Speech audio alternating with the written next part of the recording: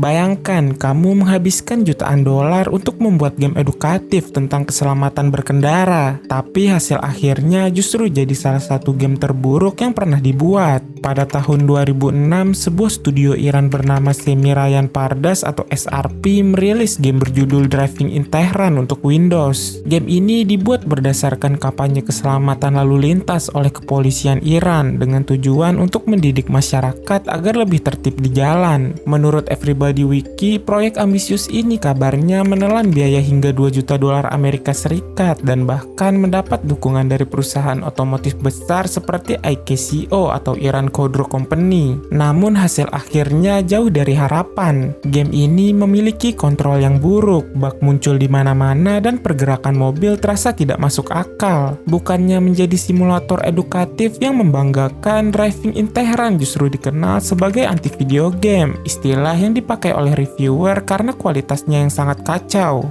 Jadi bagaimana mungkin game yang didanai pemerintah dan perusahaan besar ini bisa berakhir jadi bahan lelucon? Dan apa sebenarnya yang terjadi di balik pengembangan game paling kontroversial dari Iran ini? Dalam video ini kita akan mengungkap kisah Driving in Tehran, game mengemudi terburuk yang pernah dibuat.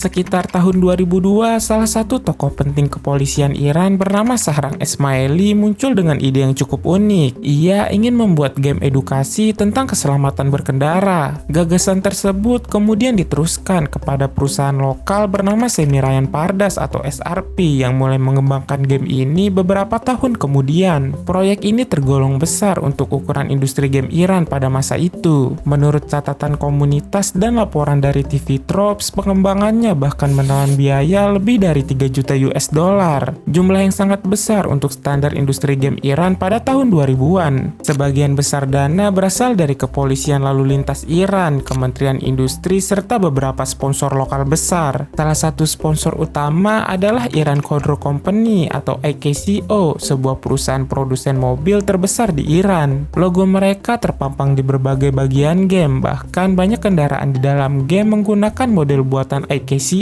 Hal ini membuat sebagian pemain merasa bahwa game ini lebih mirip iklan berjalan ketimbang simulator mengemudi. Game ini akhirnya dirilis untuk Windows PC pada 2006, namun tidak ada data resmi tentang tanggal pasti atau acara peluncurannya. Yang diketahui hanyalah bahwa game tersebut menjadi salah satu proyek komersial terbesar di Iran pada masanya. Dengan biaya besar dan dukungan dari berbagai institusi, Driving in Tehran tampak seperti langkah besar bagi dunia game Iran. Namun kenyataannya tidak seindah itu. Meski digadang sebagai game simulasi berkendara realistis, Driving in Tehran justru dikenal karena gameplaynya yang penuh masalah. Pertama, dari sisi teknis, game ini dibuat dengan SRP Engine yang diklaim sebagai hasil buatan sendiri. Tapi faktanya file eksekusinya hanyalah Flash Player yang berjalan di atas GLSync, sebuah library grafis publik. Artinya engine buatan sendiri itu sebenarnya hanya tiruan. Masalah makin terlihat saat bermain. Gravitasi di dalam game ini dibuat terlalu tinggi, katanya supaya mobil terasa lebih stabil. Tapi hasilnya justru kebalik. Mobil jadi kaku, mudah glitch, dan sering menabrak hal-hal yang tidak terlihat. AI atau kendaraan non-pemain pun tidak kalah aneh. Mereka sering menabrak mobil pemain dengan perilaku yang tidak masuk akal. Terkadang dari arah yang bahkan tidak terlihat. Kadang saat tertabrak, mobil pemain bisa terpental atau melayang tanpa alasan. Lalu ada soal peta game. Pengembang mengklaim akan menampilkan seluruh distrik 6 dari 22 distrik di Teheran. Namun kenyataannya yang bisa dijelajahi hanya sekitar 5% saja. Sisanya cuma 2 jalan pendek, tanpa gang, tanpa detail realistis. Ironisnya, dalam file game ditemukan render yang lebih detail, tapi semuanya dihapus dari versi final. Meski Driving in Tehran dirancang sebagai game edukasi tentang keselamatan berkendara, beberapa bagian justru menampilkan kejadian yang tidak biasa. Saat pemain berada dalam taxi mode dan menabrak pejalan kaki, maka layar akan memunculkan pesan dalam bahasa Persia yang mengatakan, "You shouldn't play with people's life." Dan sesaat setelah itu, game langsung crash. Hal ini sangat aneh karena alih-alih memberi hukuman ringan, game benar-benar menutup programnya sendiri. Selain itu, banyak konten tersembunyi yang ditemukan di dalam file game. Ada voice line rahasia dan model mobil seperti Mercedes yang ternyata dihapus dari versi final karena pengaruh sponsor utama, yaitu Iran Khodr Company atau IKCO. Mobil sport yang awalnya menghiasi sampul game juga diganti menjadi mobil nasional Iran, yaitu IKCO Saman.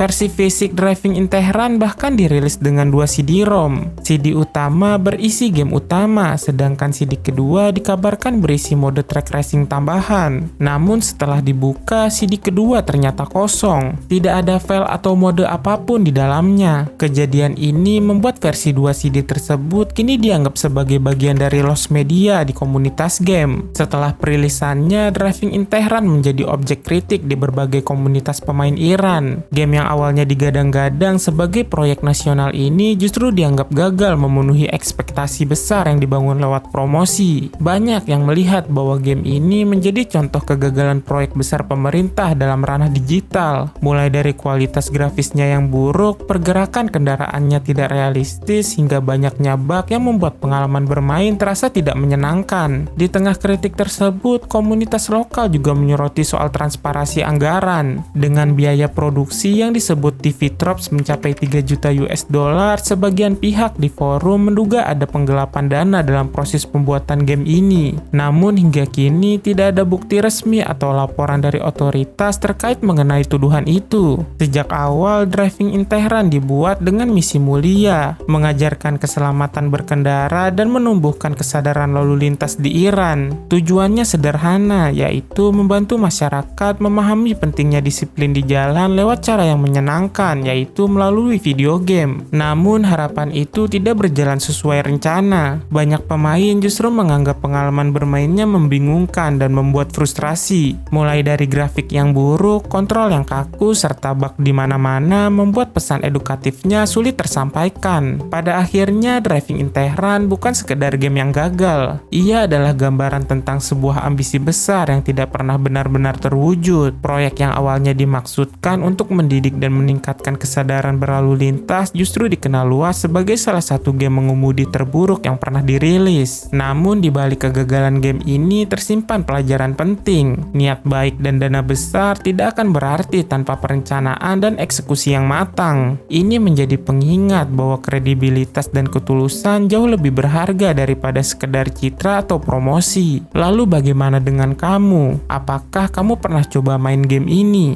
Jika pernah, tulis pendapat kamu di kolom komentar di bawah. Jika kamu tertarik dengan video seperti ini dan ingin tahu bagaimana Temple Run bisa mengubah dunia mobile gaming, kamu bisa klik thumbnail yang muncul di layar. Terima kasih sudah menonton video ini. Jangan lupa untuk like, share, dan subscribe channel ini, dan sampai jumpa beberapa saat lagi.